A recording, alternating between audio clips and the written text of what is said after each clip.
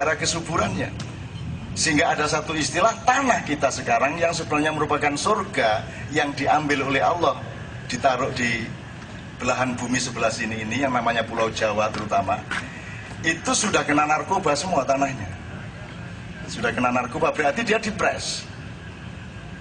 Itu teman sekalian. Nah sekarang Anda hitung nanti di rumah, cari yang opresinya apa, supresinya apa, yang kena dipres siapa saja dan apa saja. Kalau Anda nanti sudah mempelajari itu, baru Anda masuk ke Ponari. Kalau sudah masuk ke Ponari, sebelumnya Anda harus masuk ke Rian dulu. Karena kalau puncak opresi dan puncak supresi dan puncak depresi itu ada di sana. Karena di Jombang itu tempatnya para ahli kubur. Ahli kubur itu ahli menguburkan. Kalau cuma menekan kan nggak sampai menguburkan. Nah di Jombang ini punya kemampuan untuk bukan hanya menekan, sampai dikuburin habis. Maka disebut ahli kubur, ahli menguburkan. Jombang yang kota santri ada Abdurrahman Wahid, Nurholis Majid, ada siapa-siapa Kiai Haji Hadratus Hasyim Asy'ari, tiba-tiba dikuburkan citranya oleh Rian dengan mutilasi, dengan ini habiskan Jombang. Dah, kemudian dimarahi, gimana Jombang kok kok kelakuannya kayak begitu, jadi dikuburkan. Belum selesai dikuburkan oleh Rian, dikubur lagi oleh Ponari. Dan tidak ada satu dokter dari peradaban masa silam sampai sekarang bisa melawan Ponari. Dan 40.000 orang antri dan dia cukup digendong bapaknya terus ngene-ngene. Itu pun dia tidak ikut, dia main SMS. Dia main tangan kiri tangan SMS, yang tangan kanannya dipegang sama asistennya terus cek cek cek cek cek cek. Dan tidak seorang pun memahami. Semua tidak ada yang bisa memahami Ponari itu apa, siapa, ngapain, apa yang terjadi sebenarnya dengan Ponari itu. Bahkan kesimpulan kita adalah kesimpulan dari orang yang tidak mampu mendapatkan hidayah dari Allah SWT. Orang yang tidak kuat menerima derajat. Orang yang ditawari innama amruhu idza arada syai'an ayyaqula lahu kun fayakun.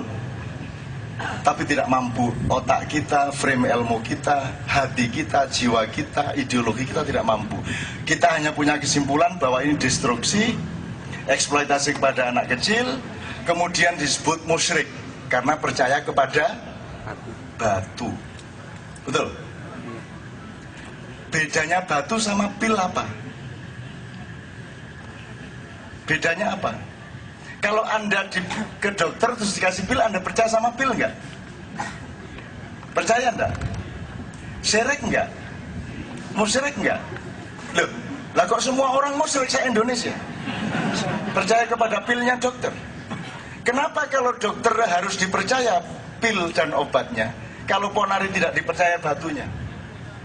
Emang Ponari bisa mengobati? Enggak bisa.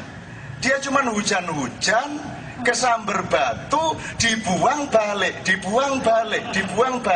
akhirnya disimpan di rumah.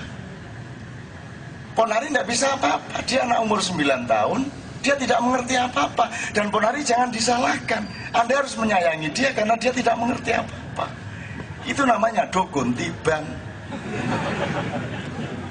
Dan Anda jangan sebut dia dukun, dia tidak punya konsep bahwa itu dukun. Dia taunya diajak nolong orang, dia nolong orang. Gitu loh Mas. Dan itu di Jombang, ya banyak sekali di Jombang dari dulu itu. Dari dulu. Saya kalau mau ya begitu sebenarnya. Neng mau aku. Saya diantri orang kayak gitu juga, kalau saya turutin dari dulu saya. Tapi saya tidak mau. Dan loh, tapi kok batu loh? Tuhan yang marah. Tak karepku. Saya ini menyayangi orang, menyembuhkan sakitnya orang, mau pakai batu, mau pakai tak tempeleng, mau pakai halilintar, mau pakai apa, terserah saya dong. Bukan batunya yang menyembuhkan, yang salah filsafatmu, yang salah ilmumu. Kamu pikir Dikolgin bisa menyembuhkan sakit kepala? Tidak. Dikolgin itu alat untuk mengobati, tapi perkenan untuk sembuh ada di tangan Allah Subhanahu wa Ta'ala. Kan gitu filosofinya. Dokter tidak bisa menyembuhkan, dokter hanya mengobati. Ponari hanya bawa batu, dokter hanya bawa alat suntik dan pil, cuman begitu dok, sama posisinya. Cuman karena satu hari 40.000 orang, dokter belum tentu 4 orang. Ayo ngeluh.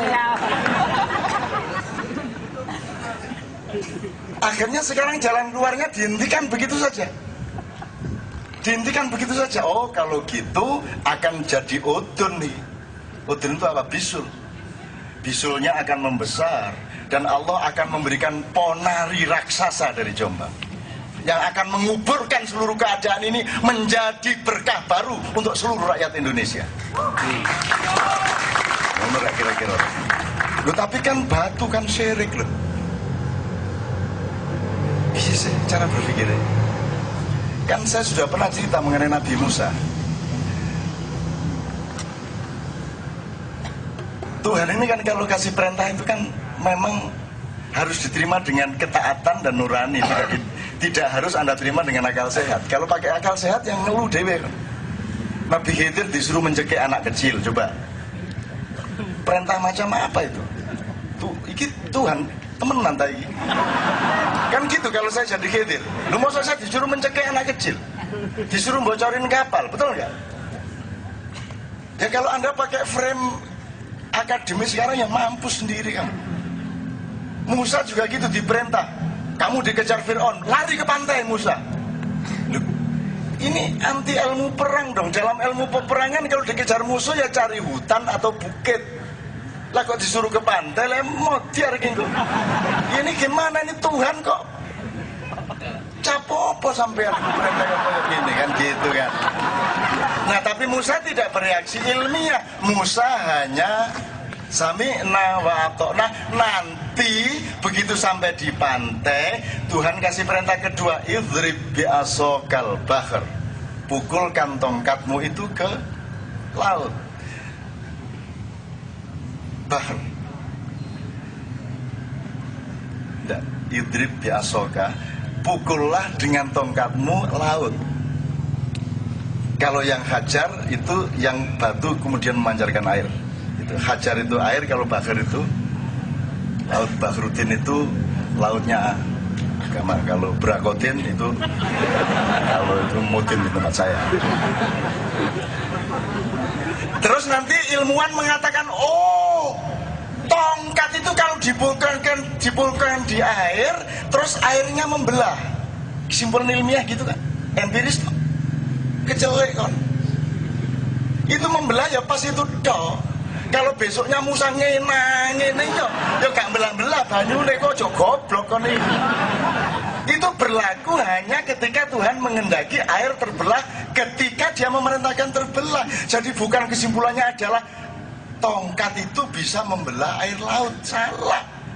Batunya ponari bisa menyembuhkan orang, salah. Tapi bahwa orang sembuh itu bukan karena batunya, tapi karena perkenan Allah. Betul enggak? Bahwa air membelah bukan karena tongkatnya, tapi karena perkenanan Allah. Jadi syirik tidak tergantung batunya, tidak tergantung tongkatnya, tergantung benar enggak konsepmu mengenai apa batu dan siapa Allah. Kan begitu. Di situ letaknya syirik tidak di batu, tapi di dalam dirimu sendiri. Nah sebelum sampai ke pantai, di tengah-tengah dia dikejar, memimpin pasukan, dikejar pasukan Fir'aun, Musa sakit perut, melengkung ini, nah, senet nih loh. Waduh, ya Allah, aduh, wis gak iso melayu. Ya Allah, kok tega-teganya, kayak sudah capeknya kayak gini masih dikasih sakit perut.